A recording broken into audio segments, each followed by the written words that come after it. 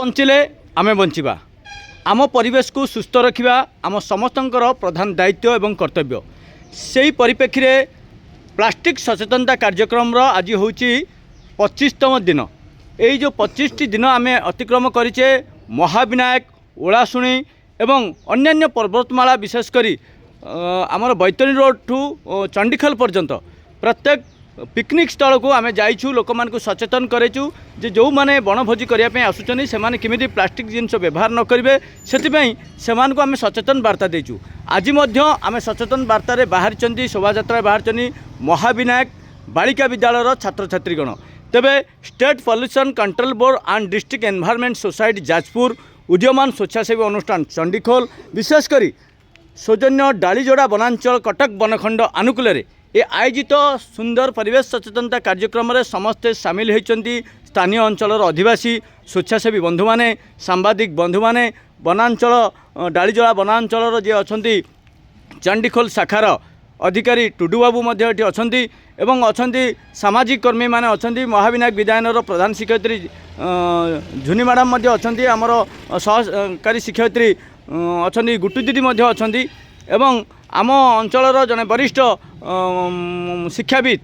श्रीचरण दास एवं समाजसेवी अनंत माहाला एवं हृषिकेश सामल महोदय एवं मो गुरु जे किशोर स्वाई से भी ये उपस्थित अच्छा। विशेषकर परिवेश सुरक्षा समितिर जे मुख्य दायित्व अच्छा जिला दायित्व अच्छा संपादक शरद चंद्र साहू सार से भी आज आम गहन उपस्थित अच्छा।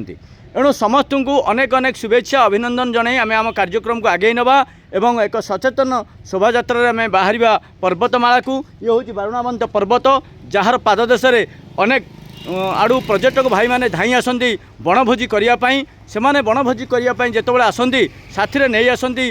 नित्य व्यवहार जिनस विशेषकर प्लास्टिक बॉटल पानी पीवाई विशेषकर प्लास्टिक ग्लास आणती पानी पीवाई तेल जरी लुण जरी ठार आरंभ कर अन्य सामग्री जिनस से जरी उपर ही निर्भर करती जो जरी भोजी कर सारापर छाड़ी दे चली जाती जहाँ ये पर्वतमाला माने असुंदर हुए एवं वर्षा जल माटी तल को जापे ना से पॉलिथिन दे गड़ी पड़े आसे नाल नर्दमा को एवं से पॉलिथिन पवन द्वारा हो किंबा वर्षा जल द्वारा हो से नाल नर्दमा को जाम करे से नाल नर्दमा जल जाई समुद्र गर्भरे पहुँचे जहाँफल से रही जलचर जीव मैंने से प्लास्टिक उपर जो शिउली माड़ी जाए से शिउली की खाई एवं से प्लास्टिक गुड़िक पेट को जाई से रोग पड़ती आमे समुद्र माछ खाई आमे रोग को स्वीकार करने। एणु ए सबरू मुक्ति पाइबापी आम वन्यजंतु मान सुरक्षा देवाई आज जो सुंदर कार्यक्रमटी डालीजोड़ा वनांचल कटक बनखंड state pollution control board and district environment society Jajpur उदीयमान स्वेच्छासेवी अनुष्ठान चंडीखोल महाविनायक बालिका विद्यालय खंडियाबंध उभय मिलित सहयोग आज जो सुंदर कार्यक्रम होती आम एक सुंदर नारा दबा एवं से समय आम प्रतिज्ञा नवा जे अनुष्ठान संपादक अच्छा आम टे प्रतिज्ञा नवा जे जो कार्यक्रम जो दीर्घ 25 दिन धरी से चलती ए कार्यक्रम मुख्य आभिमुख्य कौन रही आ द्वारा लोक केते सचेतन होती समाज पाई आज जो प्लास्टिक सरकार ताकू बैन करना कि आम सचेतन वार्ता दे चलीचे जिते बड़ पर्यटन सरकार निजको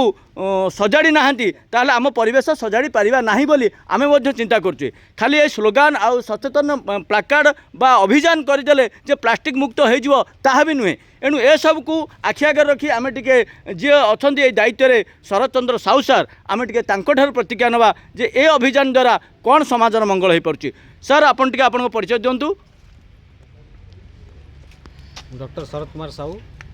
secretary district environment society Jajpur आम जाजपुर जिले में 10टी स्थान में प्लास्टिक मुक्त बनभोजी कार्यक्रम सचेतन कार्यक्रम अनुष्ठित हो आज महाविनायक चंडीखोल पीठठारे उदीयमान स्वेच्छासेवी संगठन जिला परिवेश समिति जंगल विभाग एवं आम महाविनायक गर्ल्स हाई स्कूल को नहीं ये गोटे प्लास्टिक मुक्त सचेतन कार्यक्रम हो कार्यक्रम सफल रूपायन आम चेष्टा करवा पर्यटक मानक दुकानी भाई मानक बनभोजी स्थल में जोगदे पर्यटक मानक बनभोजी स्थल लोक मानक बुझेगा प्लास्टिक व्यवहार न करने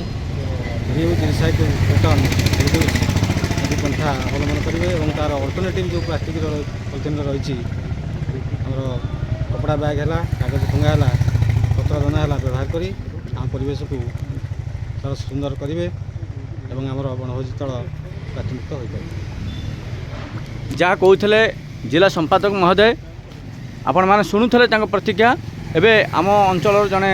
वरिष्ठ बुद्धिजीवी अच्छा आम टे प्रतिक्रिया ना ये जो कार्यक्रम आज छात्र छात्री मैंने कर विद्यालय छात्र छात्री मैंने इनवल्व अच्छा ये कार्यक्रम करवा बर्तमान समाज में केते दूर समीचीन। सरकार जो वर्तमान जो परिवेश सुरक्षा एवं प्लास्टिक विरोध कार्यक्रम कर